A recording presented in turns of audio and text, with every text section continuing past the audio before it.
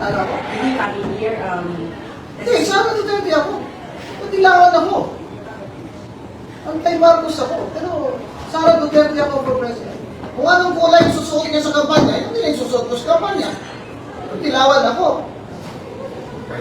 Bakit niya ako kukulayan?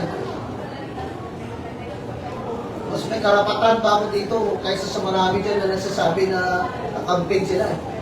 Bakit? Bakit pa kayo sa stage? Kampanya kay Lene? Ako, umakyat, no? Ilang stage? Inakyat ba kayo doon? Hindi, no? Ako lang kaya yung party list nominee na inakyat doon. Oh, what does that mean? Diba? Sa akin naman.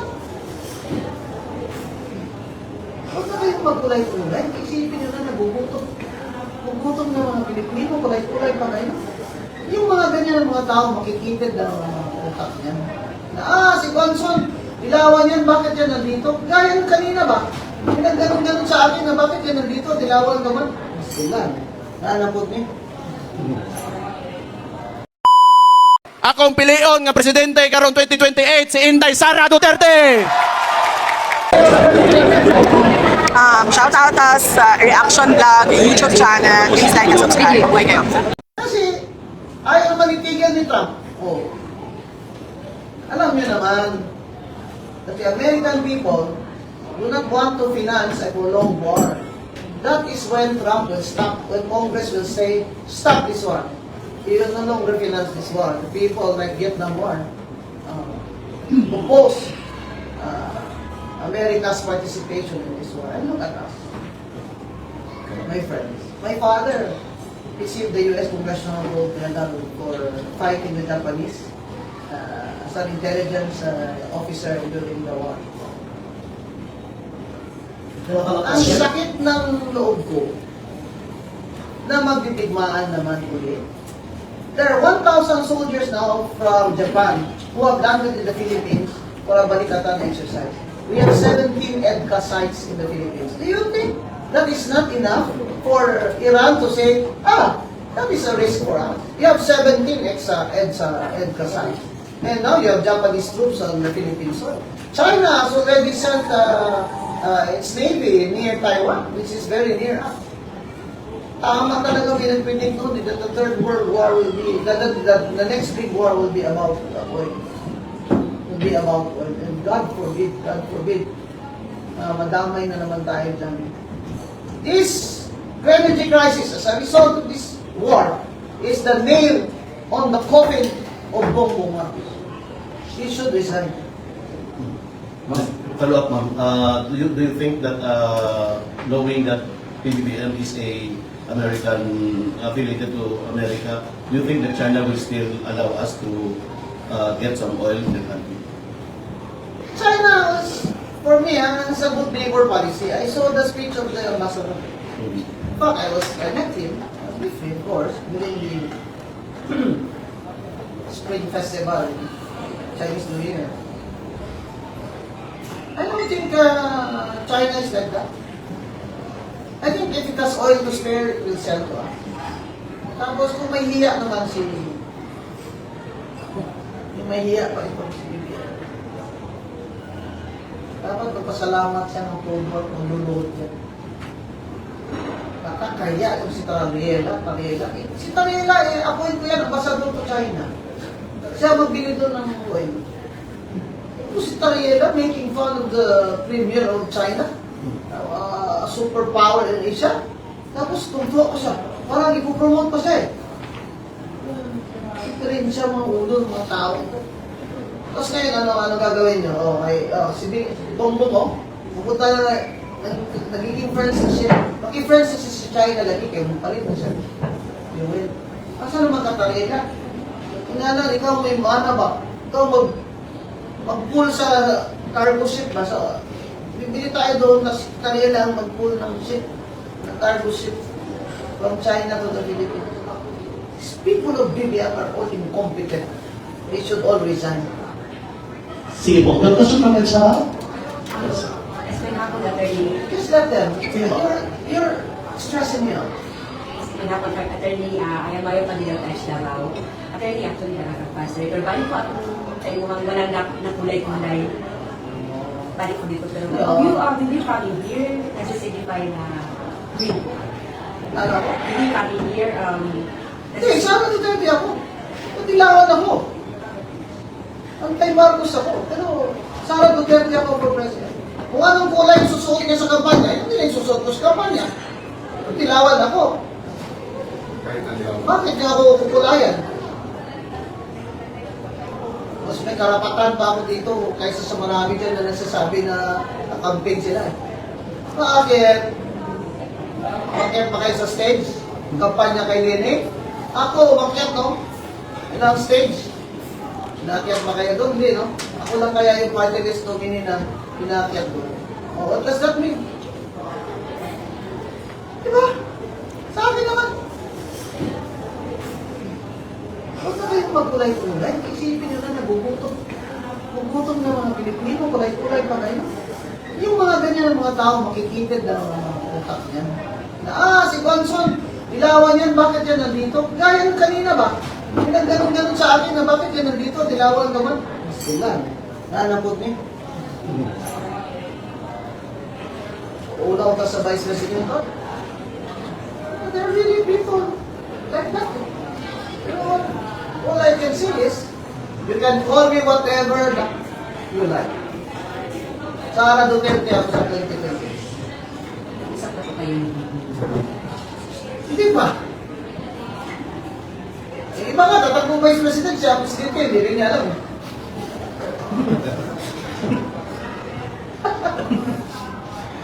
Ito masaya nga. Tapos non-traditional campaign, social media. Well, as you know, I have an edge. I have TV shows. Net 25, a radio program in Radyo Aguila, TV show in SMNI. I have my own Facebook. I dance in my TikTok. Hawak ko ang kabit. Hawak ko ang kabit. I think the people, the DPS like me because number one, I'm Bisaya. Number two, I'm honest. Number three, totoong tao ako. Hindi ba ako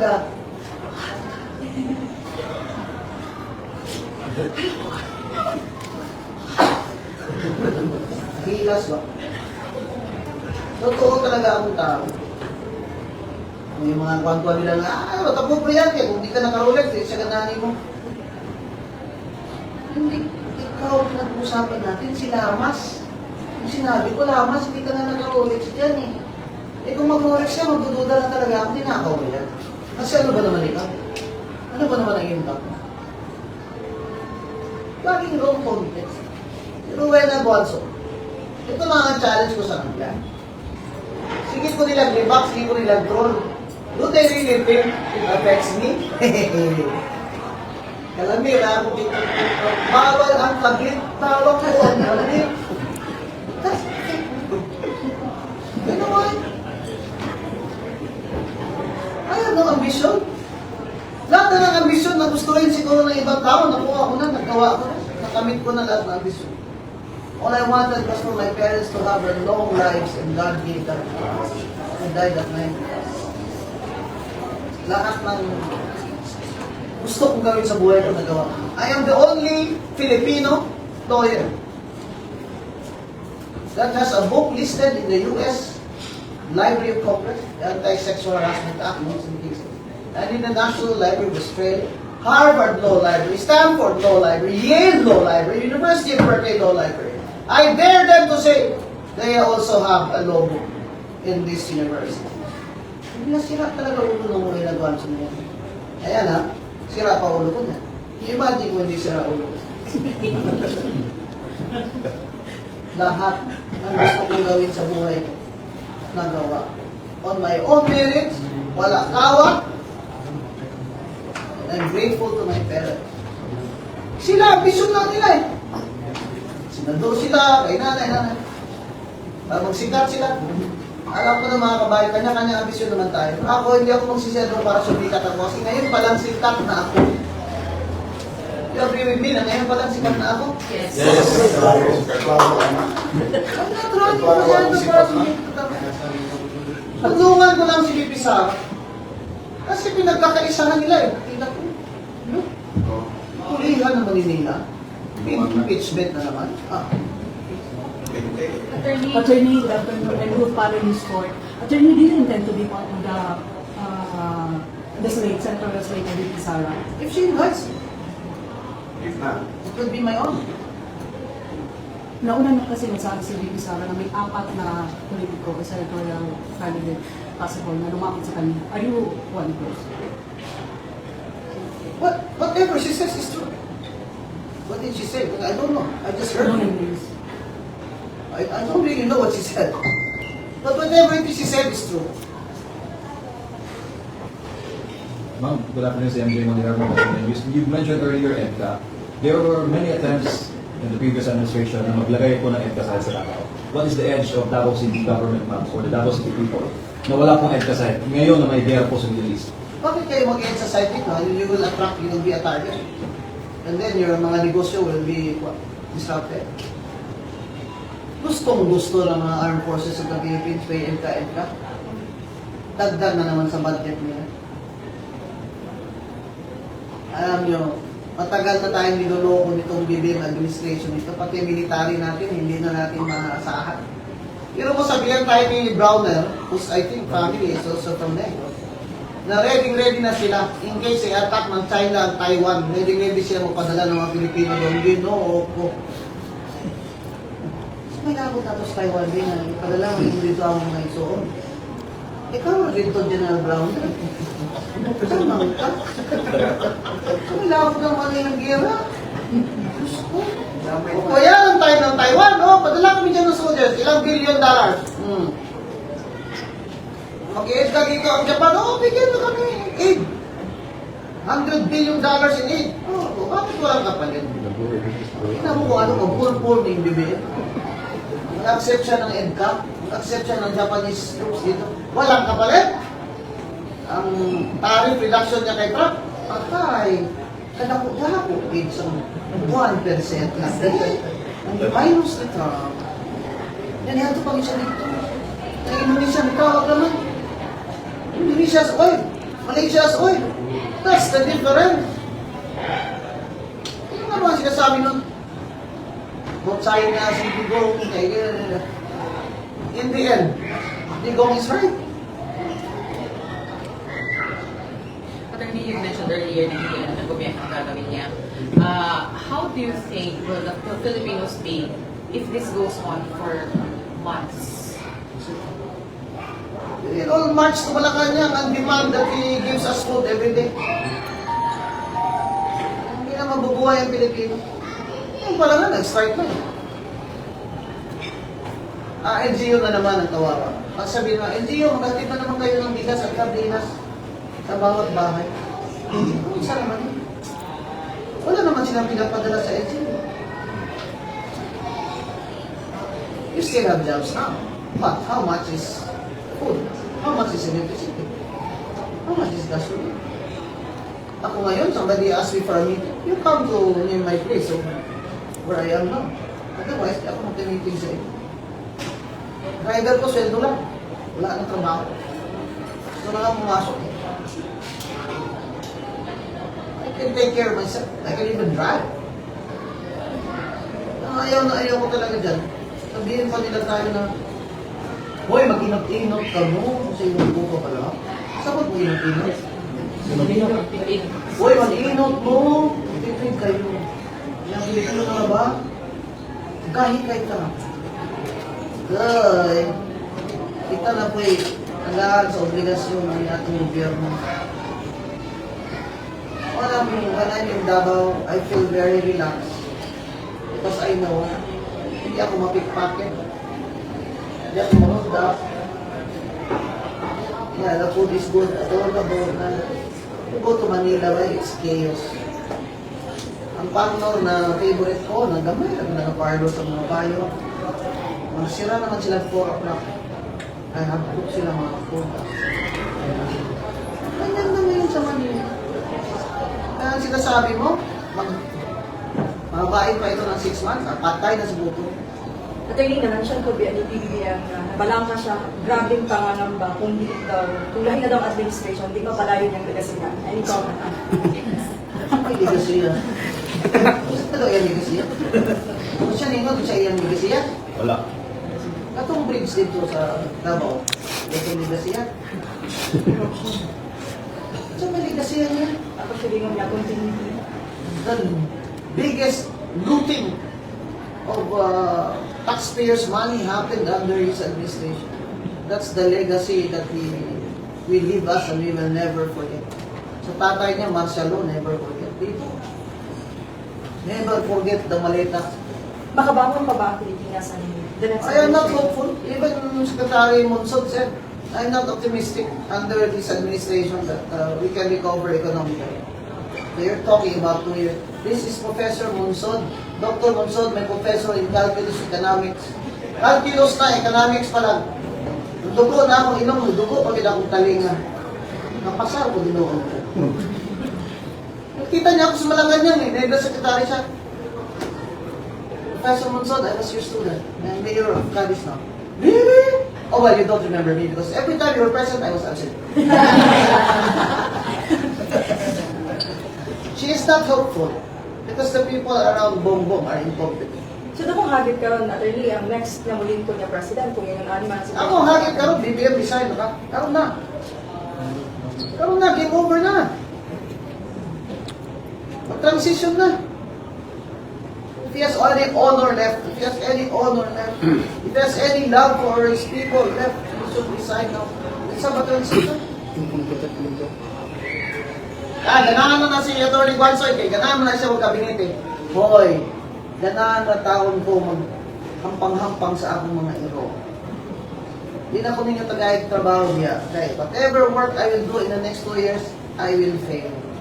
We will all fail. Why? Because we have a deficit. Pero we will succeed. Kung take over ngayon si Sara Duterte, nga wala korupsyon. Ano yung mga gobyerno? Hindi na pala kamo mag-aircon. Ano, mag-aircon pa man mo? Abrihin na ng tanan na. Tapos wala na travel, kamong tanan. Why travel? Why aircon? Ambulansya lang ang dagan-dagan. May extraordinary expense. Wala yung meeting funds. Sa una si Tico, paul pagsuma dito. Pero dilitsyon na nila. Sabi ko nga eh. Tayo, sasabihin niya, mag-inot-inot. Hindi mag-inot-inot siya. Wala na tayong magawa nito. We have a crisis. We have a crisis. I suggest a BBM resigns and prepare a transition government. Attorney, who do you think can beat Vice President Sara Duterte? Meron ba yan? I already said she's the woman to be. Kahit sino kandidato nila dyan. Yung problema lang, makadayain. Nakawag na kayong kampante kasi alam niya naman ang eleksyon. Sila, marami silang pera. Pag negative vote buying yan dito sa Davao, bigyan ng pera ng mga tao para huwag nang bumoto. Kailangan ng Davao, mag-turn out ng tao 90%. Minimum. Bumoto talaga. Mindanao. Mahirap. Do not underestimate these politicians. They all want to stay in power in the BBM kasi kung narakit nila. Doon narakit nila. Wala na. Zero tolerance for corruption. Yun lang ang gusto ko. Hindi na ambot. Are we hoping, attorney, na si current Commissioner Carlos Paula nahimo siyang yung journey? Sa si George Garcia. Paikot kanina si Eda Romualdez as nominee nga disqualified na, 4th term na. Kasi malimpyo. Limpyo yan naong. Kaya naman siya. Hintay talaga nila akong mag-retire. Diba? Kasi disqualified ko talaga si Bongbong. Kasi was convicted 2 times for tax evasion, diba? Puro kayo bayaran daw natin ang tax. Eh, bayaran muna ni Bongbong yung 203 billion estate tax sa Marcos estate. Bayaran niya muna yung income tax na he was convicted for. Tapos tayo, pag hindi daw tayo nabayad ng tax, kukulong daw tayo.